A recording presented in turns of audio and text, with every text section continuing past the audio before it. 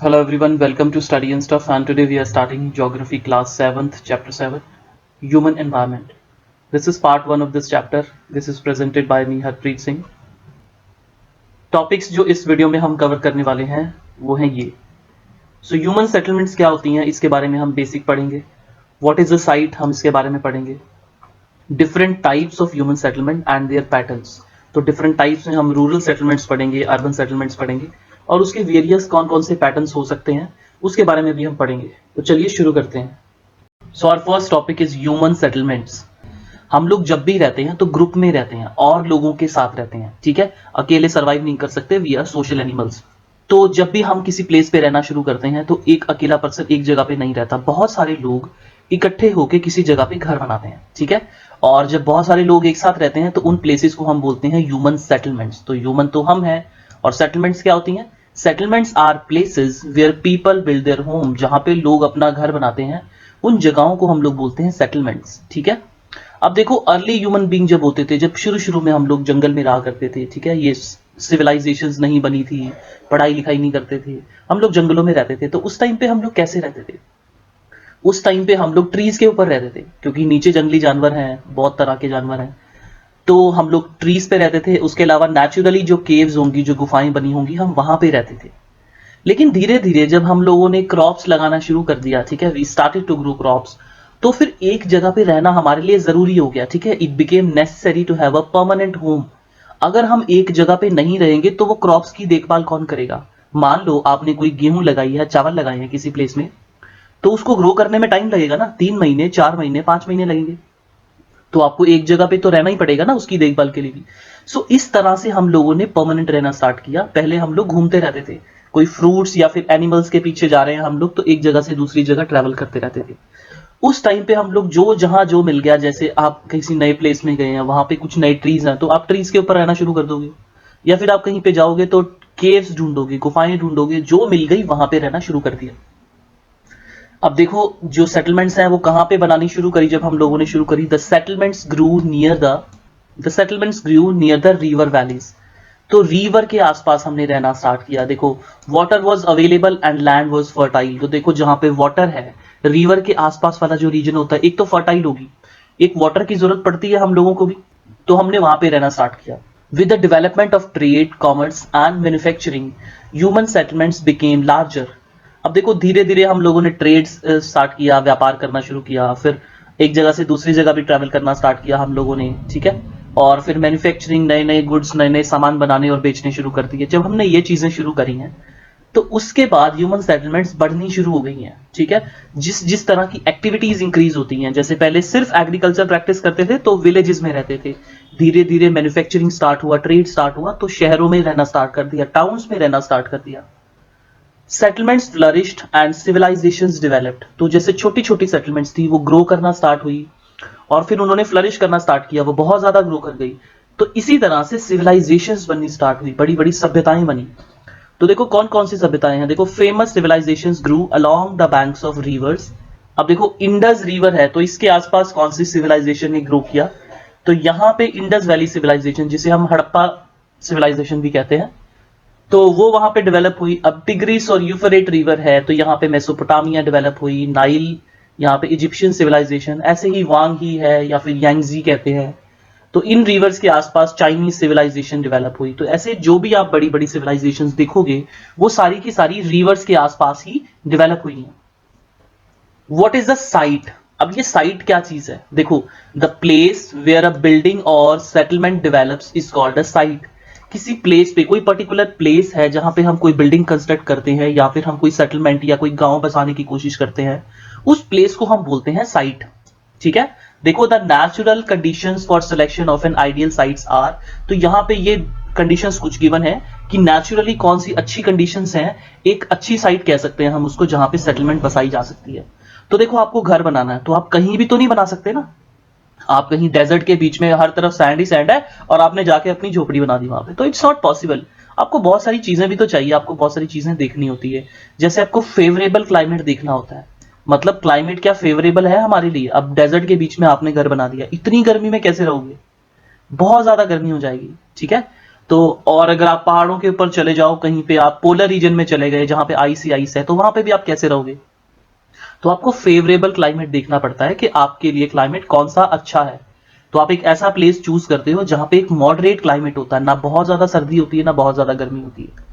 उसके अलावा आप अवेलेबिलिटी ऑफ वाटर भी देखते हो, क्योंकि देखो अगर एग्रीकल्चर हम प्रैक्टिस करते हैं या हम कुछ और काम भी करते हैं, घर पे भी तो हमें पानी की जरूरत पड़ती है।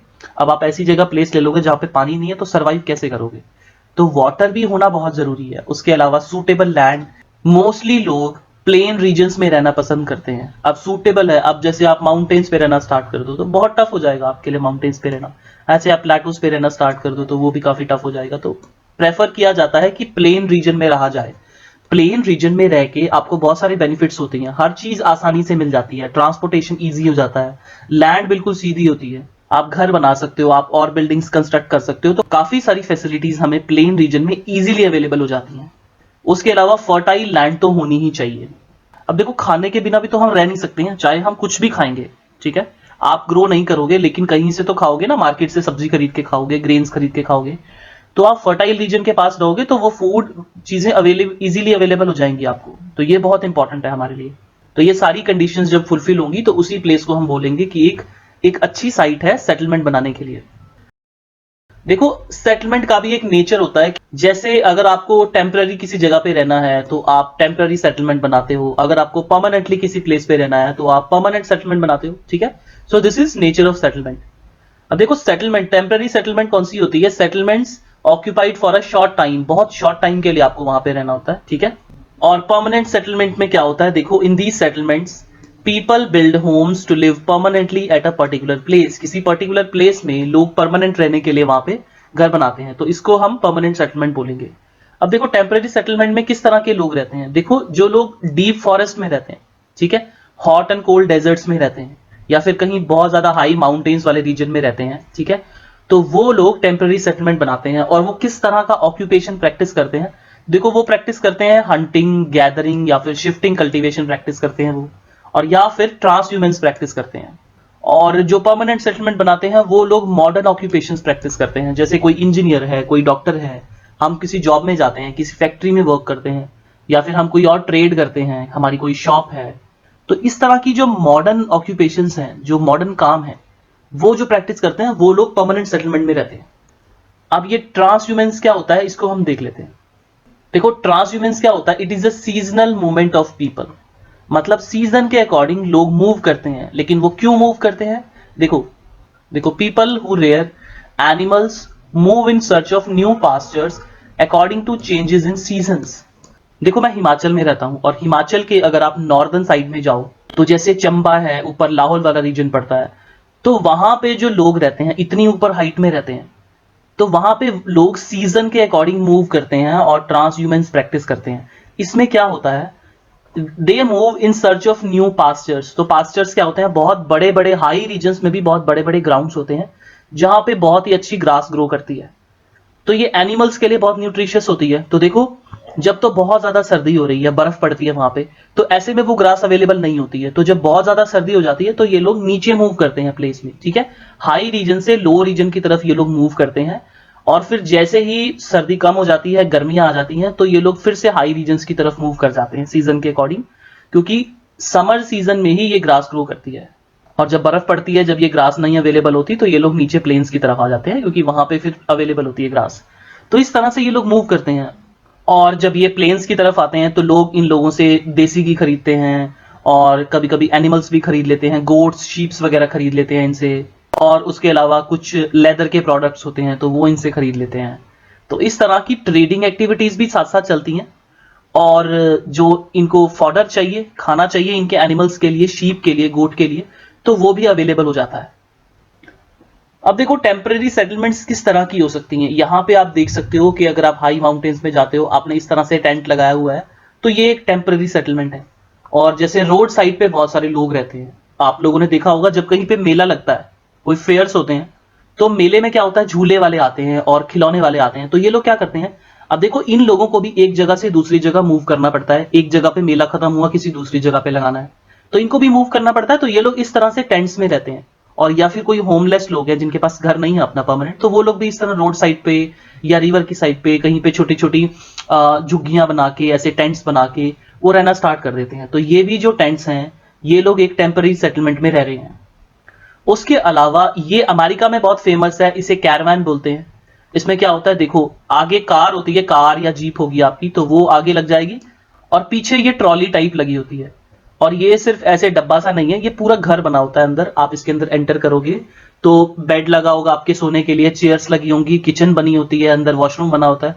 सो अमेरिका में ये एक तरह का कल्चर है। तो वो लोग क्या करते हैं, जैसे कोई जॉब करता है अपनी और जॉब से वो रिटायर हो जाते हैं, ठीक है, ओल्ड हो गए हैं, रिटायर हो गए हैं, तो वो लोग क्या करते हैं, अपना घर वगैरह बेच देते हैं, ऐसी कारवान ले लेते हैं और वो फिर पूरी कंट्री को घूमते हैं, इंजॉय करते हैं। तो वो अपनी कार लेके कहीं भी चले जाएंगे और जहां कहीं उन्हें लगा कि अब रुकना है, तो कोई खाली प्लेस है तो वहां पे वो रुकते हैं और ऐसे करके अपनी ये ट्रॉली को, अपनी कैरवान को रोक के वहां पे बस घर बन जाता है इनका, है ना। वहां पे फिर ये घर की तरह रहना शुरू कर देते हैं। और फिर इनका मन हुआ कि नहीं, अब किसी और जगह चलना चाहिए, तो फिर ये आगे कार लगा के और फिर से ये चले जाते हैं, किसी नई जगह पे मूव कर लेते हैं। तो ऐसे कार के साथ भी ज्वाइन कर सकते हैं। और पूरी बस भी होती है, एक बस भी बनी होती है जिसमें ये पूरा घर बना होता है। सो बहुत लोग इंजॉय करते हैं ऐसे रहना, और ये भी एक तरह से देखा जाए तो टेम्पररी सेटलमेंट ही है, किसी एक प्लेस पे लोकेटेड नहीं है। अब हम टाइप्स ऑफ सेटलमेंट्स के बारे में बात करेंगे। First type is rural settlement. देखो रूरल सेटलमेंट क्या होती है, देखो the villages are rural settlement where people are engaged in activities like agriculture, fishing, forestry, craft work and trading. तो देखो रूरल जब भी वर्ड आएगा तो इसका मतलब है it is related to villages, ठीक है। तो विलेजेस को हम रूरल लोकेशंस कहते हैं, रूरल प्लेसेस कहते हैं। तो देखो रूरल सेटलमेंट्स का मतलब है विलेजेस, ठीक है। देखो जब भी हम लोग विलेज वर्ड सुनते हैं ना, गांव सुनते हैं, तो हमें पता क्या लगता है, हमें लगता है कि मिट्टी के घर बने हुए हैं, वो ग्रास के घर बने हुए हैं। जरूरी नहीं है कि घर ग्रास के बने हुए हैं, मिट्टी से बने हुए हैं तो उसी प्लेस को हम विलेज कहेंगे। एक्चुअली विलेजेस उन प्लेसेस को बोलते हैं जहां पे लोग जो काम करते हैं वो इस तरह का होता है, जैसे एग्रीकल्चर होता है। एग्रीकल्चर जैसे ये देखो, आप देख सकते हो खेत में काम कर रहे हैं सब लोग, ठीक है, फील्ड्स में काम कर रहे हैं। उसके अलावा फिशिंग है और फॉरेस्ट्री है, जैसे बहुत सारे लोग हैं जो पेड़ लगाते हैं और उन पेड़ों को फिर सप्लाई करते हैं। जैसे यमुनानगर एक प्लेस है हरियाणा में, तो वहां पे क्या होता है, मोस्टली टिम्बर की इंडस्ट्री है। पॉपुलर ट्रीज होते हैं, उसको कट करके और फिर उनको बेचा जाता है, जिससे प्लाईवुड बनती है और प्लाई से आजकल बहुत सारे फर्नीचर बनते हैं। उसके अलावा आप कोई क्राफ्ट वर्क कर सकते हो या फिर आप ट्रेडिंग एक्टिविटी कर सकते हो। अब आप क्राफ्ट वर्क में देख सकते हो, जैसे कि ये अंकल जी हैं और ये यहाँ पे देखो बास्केट बना रहे हैं बैम्बू स्टिक से, ठीक है। तो वो एक प्रोडक्ट बना रहे हैं, तो इसे हम क्राफ्ट वर्क बोलेंगे। और ये गांव में एक छोटी सी दुकान है जहां पे देखो एग्स हैं या फिर ये चाकू वगैरह हैं और घर का जो सामान होता है थोड़ा बहुत, वो तेल वगैरह और कुछ भी आपको खरीदना है, तो एक छोटी सी ट्रेडिंग एक्टिविटी इन्होंने स्टार्ट की है, एक छोटी सी शॉप खोली हुई है। तो जो विलेज में लोग रहते हैं वो इस तरह की एक्टिविटीज, इस तरह की ऑक्यूपेशंस करते हैं। अब रूरल सेटलमेंट का पैटर्न कैसा होता है, मतलब किस तरह की होगी रूरल सेटलमेंट। विलेजेस होंगे लेकिन वो किस तरह के हैं। पहला पैटर्न है इसमें कॉम्पैक्ट सेटलमेंट, या इसे न्यूक्लिएटेड सेटलमेंट भी कह सकते हैं। सो कॉम्पैक्ट का मतलब है कि देखो जो घर हैं वो क्लोजली बिल्ड हैं, ठीक है, जो ड्वेलिंग्स हैं या हाउसेस हैं वो क्लोजली बिल्ड हैं। और ये कैसी जगह पे होते हैं, जहां पे भी फ्लैट रीजन होगा तो वहां पे इजीली कंस्ट्रक्ट कर सकते हैं लोग हाउसेस। इसीलिए जो फ्लैट रीजन्स होते हैं, प्लेन रीजन्स होते हैं, वहां पे लोग, वहां पे कॉम्पैक्ट सेटलमेंट्स होती हैं। यहाँ पे आप देख सकते हो इस पिक्चर में कि कितने सारे घर हैं और एक छोटी सी जगह में बहुत सारे घर कंस्ट्रक्ट किए हुए हैं। और इस तरह जब किसी प्लेस में बहुत सारे घर एक साथ बने हुए हैं, क्लोजली बिल्ड बने हुए हैं, तो उसे हम बोलेंगे कॉम्पैक्ट सेटलमेंट। और इसी तरह यहाँ पे आप देख सकते हो स्कैटर्ड सेटलमेंट। स्कैटर्ड से आपको वर्ड से ही पता चल रहा है कि ये जो ड्वेलिंग्स हैं, ये जो हाउसेज हैं, ये बहुत ही दूर दूर स्पेस्ड है। देखो एक घर यहाँ पे बना हुआ है, एक थोड़ा सा यहाँ पे बना हुआ है, एक थोड़ा सा यहाँ पे बना हुआ है, एक यहाँ पे, एक यहाँ पे, और ये पीछे भी नजर आ रहा है कि कोई यहाँ पे घर है, कोई वहां पे है। तो बहुत ही ओपन प्लेस है और लोगों के घर दूर दूर बने हुए हैं। और इस तरह की जो सेटलमेंट होती है वो मेनली हिली रीजन्स में बनाई जाती है। या तो हिली रीजन होगा और या फिर थिक फॉरेस्ट होंगे, तो वहां पे दूर दूर घर बने होते हैं क्योंकि एक फ्लैट सरफेस इतना ज्यादा अवेलेबल नहीं होता है। नेक्स्ट आप देख सकते हो लीनियर सेटलमेंट। अब लीनियर सेटलमेंट का क्या मतलब होता है, देखो this type of settlement evolves along a road, railway line, river और a canal having rows of houses facing each other. अब देखो लीनियर वर्ड से आप याद रखो लाइन। देखो लीनियर से मतलब है लाइन। तो लाइन कैसे कैसे हो सकती है, अगर एक रोड है तो वो भी एक लाइन की तरह है, सीधा होगी रोड। अगर कोई रेलवे लाइन है तो वो भी एक लाइन है, रिवर है, कैनाल है, तो वो भी सीधे सीधे फ्लो कर रही है। तो यहाँ पे आप देख सकते हो कि ये इस तरह से रोड है और ये एक लीनियर पैटर्न है। इस रोड के दोनों तरफ लोगों ने हाउसेस कंस्ट्रक्ट किए हुए हैं। तो आप देख सकते हो यहाँ पे भी हाउसेज हैं, दोनों तरफ हाउसेज हैं। तो इस तरह का जब पैटर्न होगा तो उसे हम क्या कहेंगे, उसे हम बोलेंगे लीनियर सेटलमेंट। अब रेडियल सेटलमेंट है तो रेडियल का मतलब है किसी एक प्लेस से, किसी एक पॉइंट से सारी डायरेक्शन में कुछ मूव कर रहा है। ठीक है, तो आप देख सकते हो कि इस एक प्लेस से ये एक कॉमन प्लेस बना हुआ है। कोई कॉलेज हो सकता है, कोई बहुत बड़ी इंपॉर्टेंट बिल्डिंग हो सकती है। ठीक है, और यहां से क्या है, यहीं से बहुत सारी स्ट्रीट्स निकल रही हैं, बहुत सारी गलियां निकल रही हैं और उसके अलोंग लोगों ने घर बनाए हुए हैं अपने। और यहाँ पे जो खेत बने हुए हैं, जो फील्ड बने हुए हैं, उनकी शेप्स भी आप देख सकते हो कि रेडियल पैटर्न के अकॉर्डिंग ही है। अब देखो इसमें क्या होता है कि when streets radiate from a common point, किसी एक पॉइंट से जब बहुत सारी स्ट्रीट्स निकलती हैं इन सेवरल डायरेक्शंस, सारी डायरेक्शंस में, और radial pattern develops, so radial settlement develop होती है। देखो रूरल सेटलमेंट्स में और क्या क्या हो सकता है। देखो जब भी विलेजेस में रहेंगे लोग, तो लोग अपने एनवायरनमेंट को जो सूट करेंगे उस तरह के ही हाउसेस बिल्ड करेंगे। तो देखो जहां पे हैवी रेन होती है, बहुत ही ज्यादा रेन होती है, तो वहां पे क्या होता है, वहां पे स्लैंटिंग रूफ्स बनाई जाती हैं।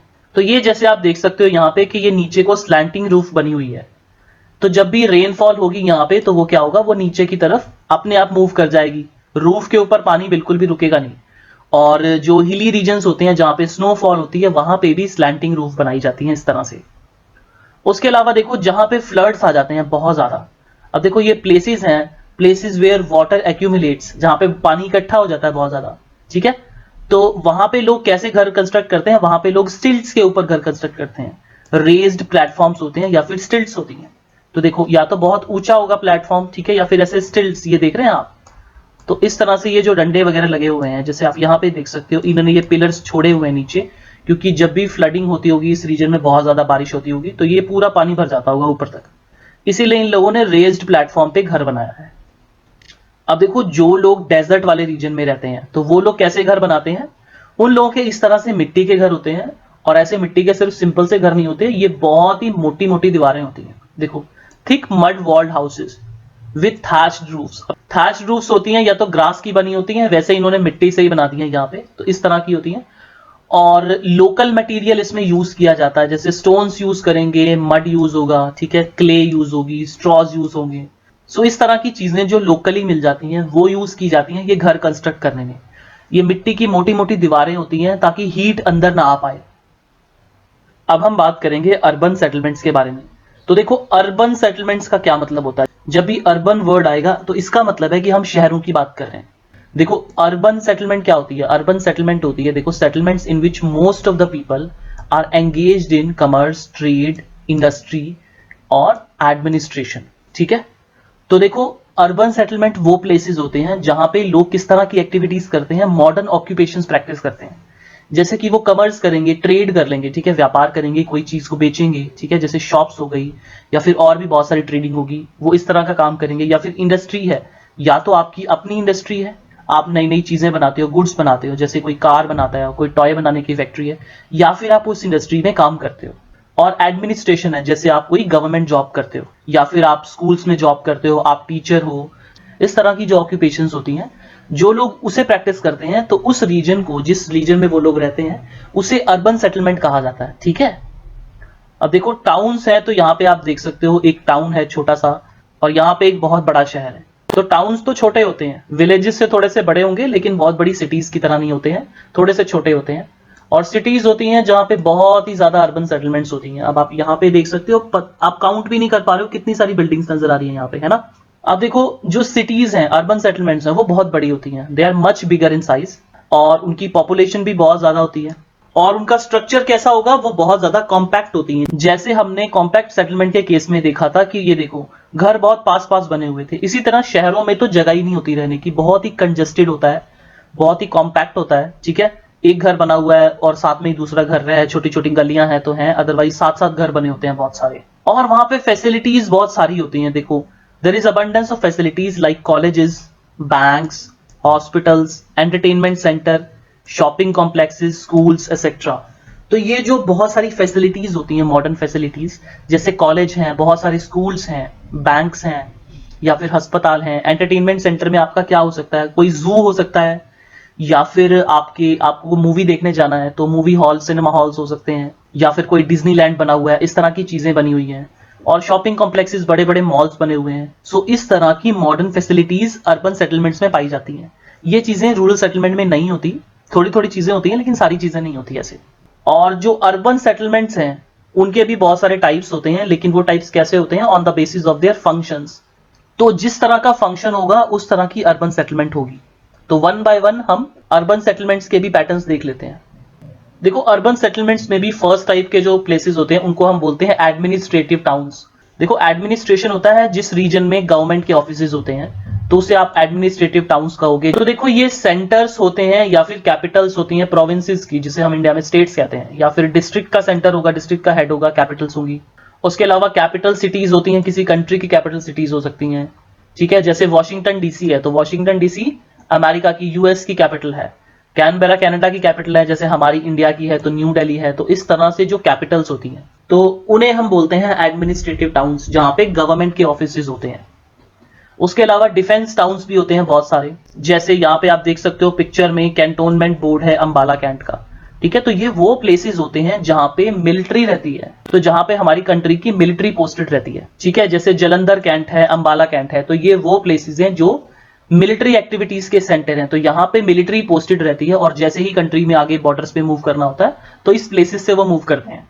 ये जो टाउन्स होते हैं, डिफेंस टाउन्स, इनका एडमिनिस्ट्रेशन जो होता है, यहाँ की जो गवर्नमेंट वाली एक्टिविटीज होती हैं, वो सारा काम भी मिलिट्री वाले लोग ही करते हैं।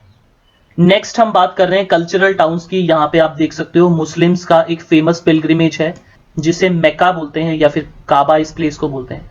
तो देखो, कल्चरल टाउन्स वो प्लेसेस हो सकते हैं जो किसी आर्ट के लिए फेमस हो, किसी कल्चर के लिए फेमस हो, या फिर एजुकेशन के सेंटर भी हो, जहां पे यूनिवर्सिटीज हो सकती हैं बहुत बड़ी बड़ी।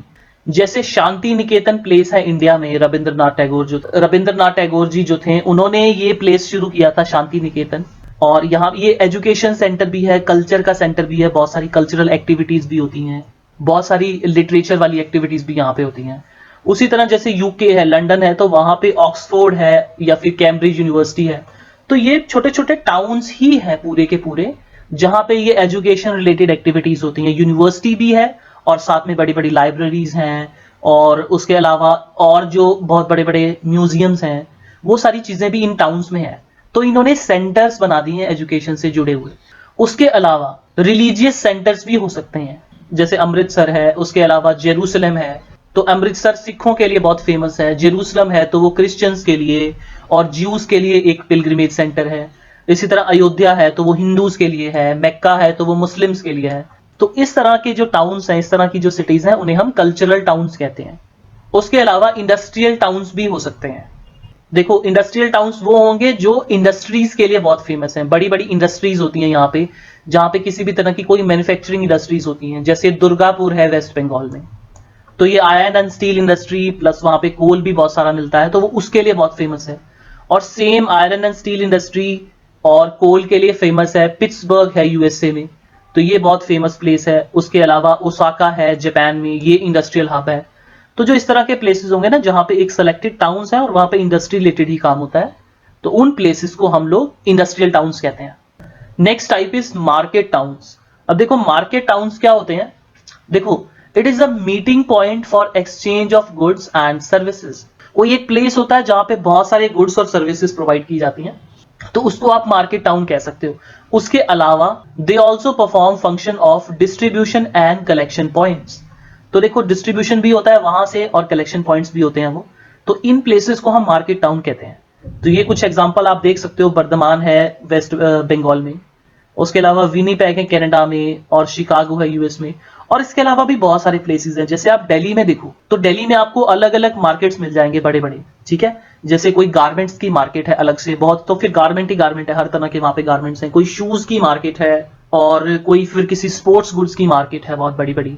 ठीक है, और उस तरह ये कलेक्शन सेंटर्स भी हो सकते हैं। जैसे ये बर्धमान है वेस्ट बंगाल में, तो ये एक कलेक्शन सेंटर है गुड्स के लिए। तो ये कलेक्शन सेंटर कैसे है, देखो, जब भी कोई गुड्स हैं तो वहां पे वेस्ट बंगाल की साइड जब भी कोई सी के थ्रू कोई गुड्स आएंगे, तो वो फिर यहाँ पे बर्धमान में आएंगे और फिर वहां से ये जितने भी लैंड वाले रीजन है तो वहां पे सप्लाई किए जाएंगे, ठीक है।